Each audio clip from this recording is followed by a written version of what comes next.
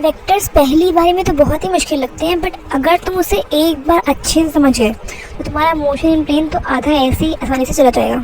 बहुत ही इजीली कर लो इस क्वेश्चन को, आधा मोशन इन प्लेन तुम्हारा सॉल्व हो जाएगा। तो चलो देखते हैं इसे स्क्रैच से, ठीक है।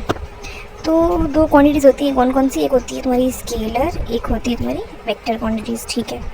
स्केलर होती है जिनके पास मैग्नीट्यूड भी होता है और डायरेक्शन भी होता है, एंड डायरेक्शन। अब वेक्टर क्या होती है? वेक्टर वो होती है जो ये तीन कंडीशंस सेटिस्फाई करें। कौन कौन सी कंडीशंस बताती हूँ। पहली कंडीशन कि उसके पास सॉरी मैंने गलती कर दी। स्केलर क्वांटिटीज़ क्या होती हैं? जिनके पास मैग्नीट्यूड ही होता है सिर्फ, एंड इंडिपेंडेंट ऑफ डायरेक्शन,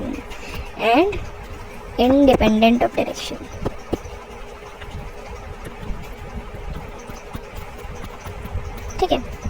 क्योंकि ये रॉ लर्निंग है इसलिए मैं इसे एडिट नहीं करूँगी। गलती हुई तो गलती हुई, ये सबसे होती है, ठीक है। ये मतलब पता था मुझे, ध्यान से करके पता नहीं कैसे। तो मतलब मैं अभी ये वीडियो दूसरे टाइम रिकॉर्ड कर रही हूँ। इससे पहले एक बार कर चुकी थी पर उसमें कुछ एरर आ रहा था, इसलिए मुझे हटानी पड़ी। तो दोबारा करने में शायद मेरा माइंड रह गया वो सबकॉन्शियस में, ठीक है। तो अब हम देखेंगे वेक्टर क्या होती है। तो जो ये तीन कंडीशंस सेटिस्फाई करें, तीन कंडीशंस, और वो तीन कंडीशंस क्या क्या है बताते हैं। पहली कंडीशन ये है कि उसके पास magnitude as well as direction दोनों होना चाहिए, ठीक है मैम। दूसरी कंडीशन है कि वो कम्यूटेटिव लॉ फॉलो करना चाहिए, ठीक है। कि मतलब कि जैसे अगर दिया हुआ है कि मतलब कि ए वेक्टर और बी वेक्टर का सम बराबर होना चाहिए बी वेक्टर और ए वेक्टर के सम की, ठीक है। और क्या, और एक और लास्ट पॉइंट है कि वो वेक्टर एडिशन लॉ फॉलो करना चाहिए, ठीक है। मतलब जैसे अगर मैं बोलूँ कि एक वेक्टर है आर, वो जो है वो ए वेक्टर प्लस बी वेक्टर का सम है, ठीक है। तो इसका जो मैग्नीट्यूड होगा आर का वो क्या होगा? Under root of a square plus b square plus 2ab cos theta, ठीक है। ये होता है इसका मैग्नीट्यूड। तो ये है वेक्टर लॉ ऑफ एडिशन। अच्छा, अब इसमें थीटा क्या है? ए एक वेक्टर है, बी दूसरा वेक्टर है, और थीटा क्या है?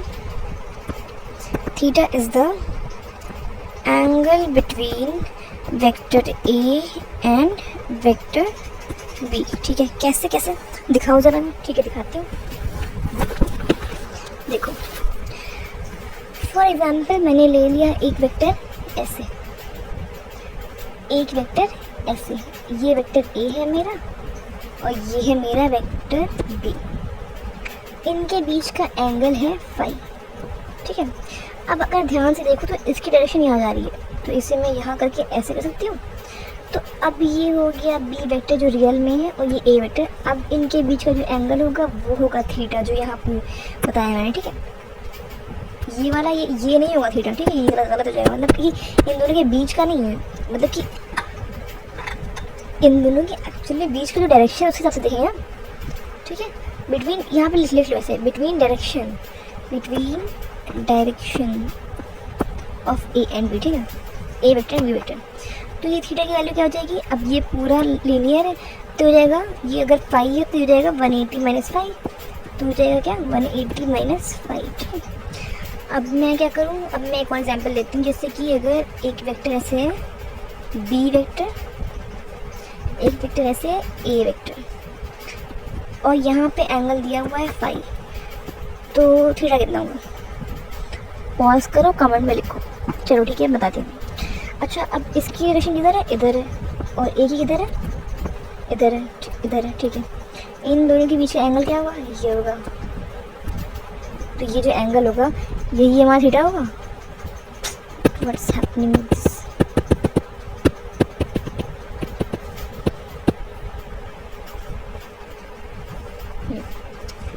तो ये जो एंगल होगा यही हमारा थीटा होगा, ठीक है। थीटा क्या होगा? अब ये देखो, ये देखो, ये वर्टिकली अपोजिट एंगल से ये और ये वाला एंगल, ये वाला एंगल और ये वाला एंगल वर्टिकली अपोजिट एंगल से, तो उससे हम कह सकते हैं कि थीटा जो हमारा होगा वो फाई के बराबर होगा। ठीक है, थोड़ा सा गंदा हो गया ये, यहाँ पे वो फिर चल नहीं रहा था। अच्छा, अब कुछ और पॉइंट्स देख लेते हैं, जैसे कि जो करंट और टाइम होते हैं इनके पास दोनों चीज़ होता है, मैग्नीट्यूड भी होता है और डायरेक्शन भी होती है। बट ये जो है वेक्टर क्वांटिटीज भी नहीं आती, क्योंकि ये vector law of addition follow नहीं करते। Do not follow vector law of addition. ठीक है, इसलिए इनको वेक्टर नहीं मानते हैं। और कुछ चीज़ें जैसे कि हो गया एंगल तुम्हारा, जैसे कि अगर एंगल है तो वो थीटा है। ठीक है, थीटा मतलब कि थीटा उसको रिप्रेजेंट करते हैं। और ये है क्या, ये है तुम्हारी स्केलर क्वांटिटी। बट अगर एंगल बहुत स्मॉल हो, small angle can be considered as vector. For example तुम्हारी हो गई एंगुलर वेलोसिटी ओमेगा, इसको तुम क्या लिखते थे, कोई बात नहीं, अगर नहीं पता है तो मैं बाद में हम लोग इसे पढ़ेंगे, D theta by D T. तो ये हो गया, यहाँ पे इसे वेक्टर कंसिडर करेंगे। और हो गया तुम्हारा एरिया। ठीक है, एरिया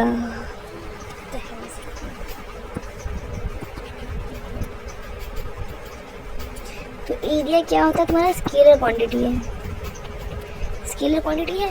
लेकिन अभी तुम पढ़ोगे इलेक्ट्रोस्टैटिक्स में डी ए मानते हैं, डी एस भी लिख लेते हैं। तो ये जब बहुत छोटा सा एरिया लेते हैं ना, स्मॉल क्वांटिटी, तो इसे हम क्या कंसिडर करते हैं, इसे हम करते हैं वेक्टर। एक फॉर्मूला आएगा आगे, phi equals E D S या E D A, electric field. But अभी तो वैसे पढ़ा नहीं है, एग्जाम्पल दिया मैंने। ठीक है, अब एक और क्वांटिटी हमारे पास क्या आती है, टेंसर आती है, जो क्या करती है, मतलब उसमें क्या अलग है, वो ये करती है कि उसकी वैल्यू जो होती है वो डायरेक्शन के साथ, मतलब कि all those quantities whose magnitude changes by direction. ठीक है, मैग्नीट्यूड चेंजेस विद डायरेक्शन। ठीक है। अच्छा, डायरेक्शन, जैसे डायरेक्शन को हम कैसे प्रेजेंट करते हैं, ऐसे डायरेक्शन जो है यूं एन कैप करके। ठीक है, अच्छा इसको हम बोल देते हैं यूनिट वेक्टर, क्योंकि इसके पास कोई मैग्नीट्यूड यहाँ पे है नहीं कि टू कैप कुछ भी, इसे नहीं, डायरेक्शन को हम कहते हैं यूनिट वेक्टर। ठीक है, ठीक है। अच्छा, इसका जो मैग्नीट्यूड होता है ना, ये एन कैप का मैग्नीट्यूड क्या होता है इसका, 1।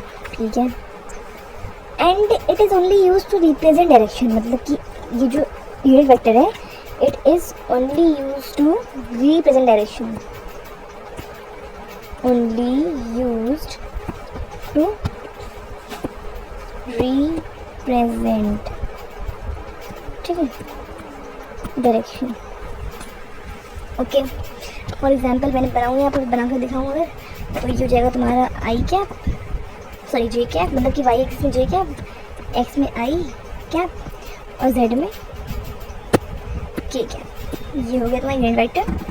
और अच्छा, अब वेक्टर्स को रिप्रेजेंट कैसे करते हैं, जो तुम्हारा वेक्टर होगा, मान लो कोई वेक्टर ए है, तो उसमें उसकी एक चीज़ तो मैग्नीट्यूड होगी, ठीक है, और दूसरा क्या होगा, डायरेक्शन होगा। तो एन कैप उसका मानो डायरेक्शन है, पता नहीं क्या डायरेक्शन, ठीक है।